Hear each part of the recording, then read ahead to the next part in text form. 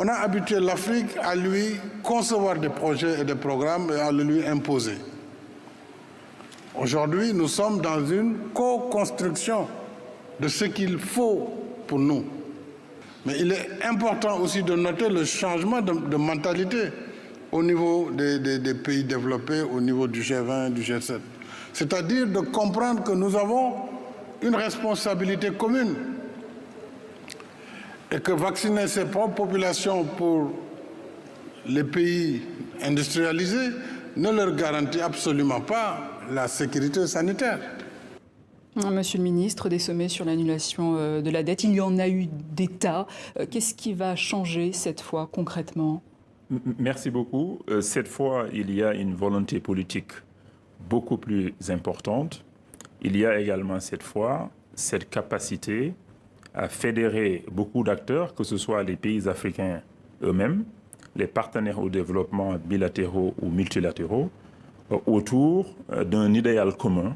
Tout le monde reconnaît qu'aujourd'hui, l'Afrique, qui n'a pas pu utiliser des instruments monétaires importants comme l'ont fait les pays du G20, qui ont injecté quand même plus de 20 000 milliards de dollars dans leurs économies dans le cadre de la gestion de cette crise et de la relance de leurs économies.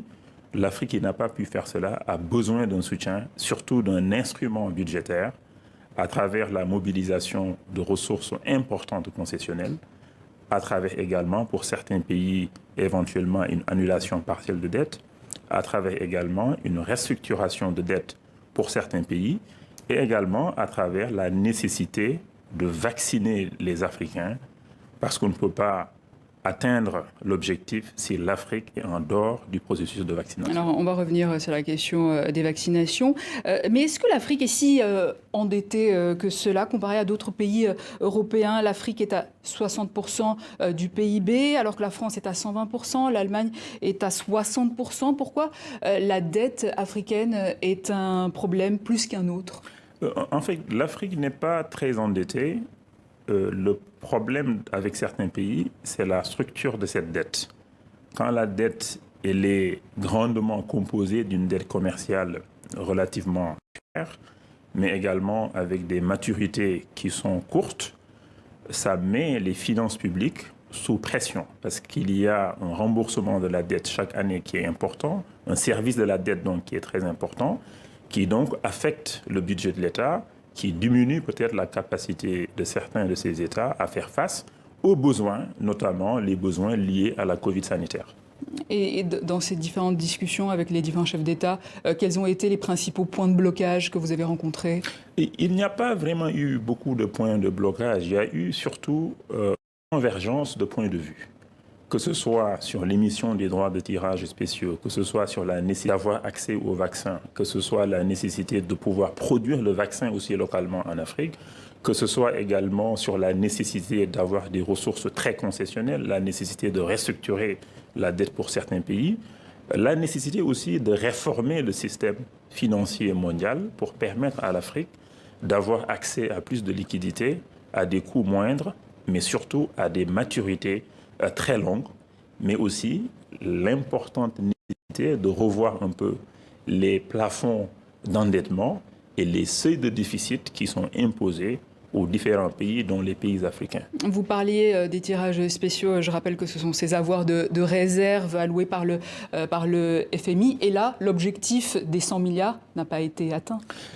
L'objectif des 100 milliards n'a pas été atteint tout de suite, mais il y a un momentum très fort, très important, quand on a suivi les discours des différents acteurs. D'abord la France qui a cette volonté extraordinaire de faire beaucoup, de faire plus sur la nécessité de réallouer les DTS. On a écouté la ministre des Finances des États-Unis également, qui a parlé dans ce sens, qui ne peut pas s'engager, mais qui sait qu'il y a nécessité de réallouer les DTS. Certains pays ont des procédures internes qui font qu'ils ne peuvent pas s'engager comme ça sans avoir d'abord validé ces engagements au préalable. Mais du coup, Dominique, qu'est-ce qui a été décidé sur cette question des DTS? Écoutez, c'est notamment le président Emmanuel Macron qui a abordé cette question au moment de la conférence de presse finale.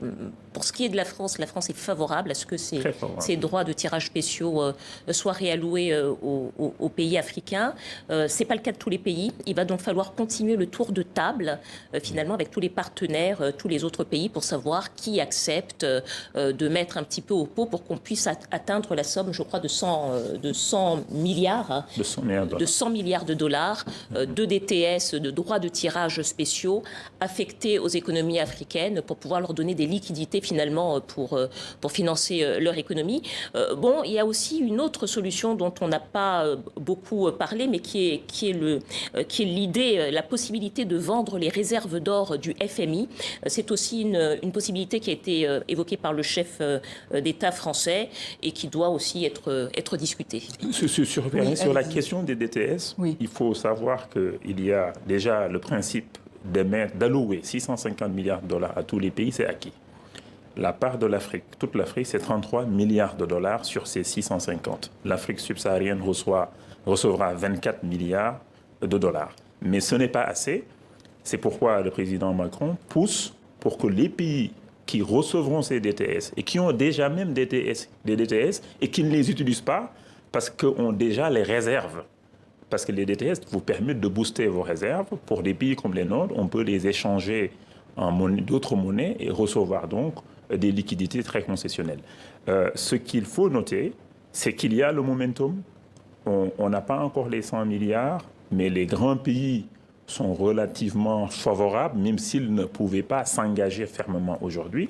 Et les pays qui ne pourront pas s'engager parce que leur législation ou bien leur constitution peut-être ne le permet pas, vont peut-être eux-mêmes s'endetter pour mettre à disposition des liquidités sans passer par les DTS. Ça aussi, c'est possible. Et visiblement, tous les pays africains n'ont pas parlé d'une même voix. Alors, est-ce qu'il n'aurait pas fallu traiter la question de la dette au cas par cas, pays par pays, au lieu d'un grand sommet comme celui-ci? Non, un grand sommet comme celui-ci est extrêmement important parce qu'avant tout, c'est la volonté politique. C'est ça qu'on recherche. Et après la volonté politique, les intentions, les décisions fortes, après, c'est la mise en œuvre avec les techniciens, en suivant toutes les procédures que les pays doivent respecter.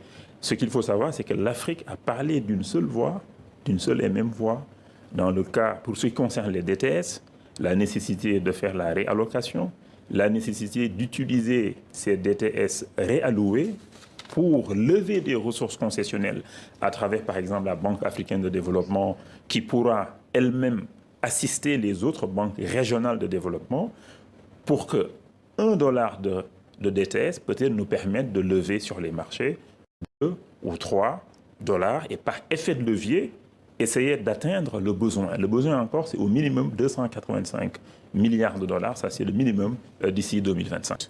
Monsieur le ministre, pourquoi la relance des économies africaines se fait-elle à Paris et pas à Addis Abeba, au siège de l'Union africaine? Juste avant d'en parler, pour préciser aussi qu'au-delà des DTS, il y a un principe aussi d'augmenter significativement le IDA. Donc, c'est l'instrument de la Banque mondiale qui est très concessionnel, qui propose des financements extrêmement concessionnels aux pays, surtout les pays qui sont les plus pauvres, entre guillemets. Et le principe est acquis d'augmenter significativement également la taille de cet instrument. Pour moi, ce qui est essentiel, ce n'est pas vraiment le lieu où on organise l'événement. Ce qui est important, c'est la volonté politique. Et la volonté politique, on l'a vu, elle est là. C'est plus d'une vingtaine de chefs d'État et de gouvernement, des participations importantes depuis l'étranger, et d'avoir un champion ou deux champions, le président Macky Sall et le président Macron, qui sont les co-sponsors de ce sommet. Et nous espérons que d'ici la fin de l'année ou l'année prochaine, il y aura un autre sommet important, certainement cette fois en Afrique. Est-ce que ce sommet n'est pas un outil pour contrer finalement l'influence de la Chine, premier créancier de l'Afrique, on le rappelle? Non, je ne pense pas. Je pense que c'est complémentaire. Et d'ailleurs, la Chine fait partie de ce sommet. Le premier vice-premier ministre a participé en vidéoconférence. En vidéoconférence, mais les États-Unis en vidéoconférence. Également. Et c'est des pays aussi qui sont très intéressés de voir l'Afrique mobiliser des ressources supplémentaires. Et la Chine a participé activement aux travaux, d'ailleurs, du comité de pilotage, avec leur vice-ministre des Finances qui a participé à nos côtés pour arriver au résultat de ce sommet. Alors, il nous reste quelques minutes seulement. Je voulais juste rappeler que c'était un sommet qui se voulait en faveur des entreprises privées impactés par la crise sanitaire, par la pandémie. Le Sénégal qui a connu il y a quelques mois également des manifestations inédites. Comment s'assurer que les montants qui ont été tranchés lors de ce sommet vont aller directement à ces entreprises, ces PME, dans le secteur de l'informel également, à ceux qui ont le plus besoin? Absolument. Le sommet parle des financements externes, donc des États qui reçoivent les DTS et qui peuvent maintenant injecter dans leur économie en finançant la santé, en finançant les infrastructures, mais surtout en finançant aussi des instruments qui permettent de mobiliser des ressources pour les PME, pour le secteur informel. Nous avons ce genre d'instrument au Sénégal. Je sais aussi que la Banque africaine de développement travaille sur un instrument, une sorte de banque d'investissement pour l'entrepreneuriat des jeunes. Nous avons déjà l'instrument créé depuis 3 ans qui fonctionne très bien. Il faudra maintenant renforcer cet instrument et inviter aussi les autres pays à créer des instruments flexibles, mais qui agissent dans la stricte transparence. Parce que, comme le président Macky Sall l'a dit, rapidité et flexibilité peut aller de pair avec une grande transparence pour que les entreprises du secteur informel qui ne peuvent pas accéder aux ressources du secteur bancaire formel, ni même du secteur de la microfinance, puissent avoir accès à des financements en equity, en capital, financement en prêt concessionnel, relativement concessionnel, pour pouvoir donc se lancer. Merci, Monsieur le ministre Amadou Hott, ministre sénégalais de l'économie. Et merci Dominique Mbakala qui a suivi pour nous sur place ce sommet sur le financement.